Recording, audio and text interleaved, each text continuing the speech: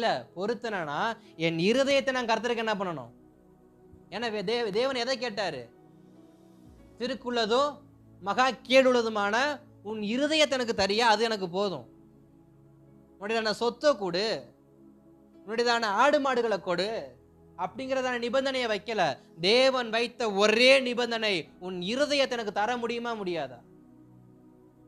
ஏன்னா ஒரு பெரிய ஐஸ்வர்யவான் தேவனுடைய சமூகத்துக்கு வந்த பொழுது கர்த்தர் அந்த வாலிபனாய் ஐஸ்வர்யை பார்த்து, நீ உன்னுடையதான சொத்துக்களை எல்லாம் வித்து ஆலயத்துக்கு கொடுன்னு சொன்னாரா, தரித்திரருக்கு கொடுன்னு சொன்னாரா?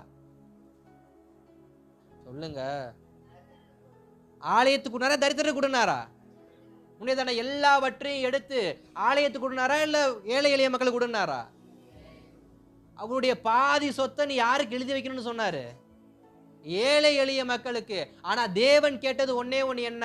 உன் இருதயத்தை மட்டும் எனக்கு கொடுத்துரு, உன் சொத்தை பூரா ஊர்ல இருக்கவனுக்கு என்ன பண்ணிரு. ஆனா இன்னைக்கு என்ன பண்ணிடுறோம்? காணிக்கையின் பேர்ல தேவனுக்கு லஞ்சத்தை கொடுத்துட்டு இருதயத்தை உலகத்துக்கு என்ன பண்ணிட்டோம்? தேவன் கேட்டதை தேவனுக்கு கொடுக்காம தேவன் கேட்காத தேவ சமத்தை என்ன பண்ணிட்டு இருக்கிறோம்? இப்ப பொருத்தனை என்ன பண்ணுது? மாறுது.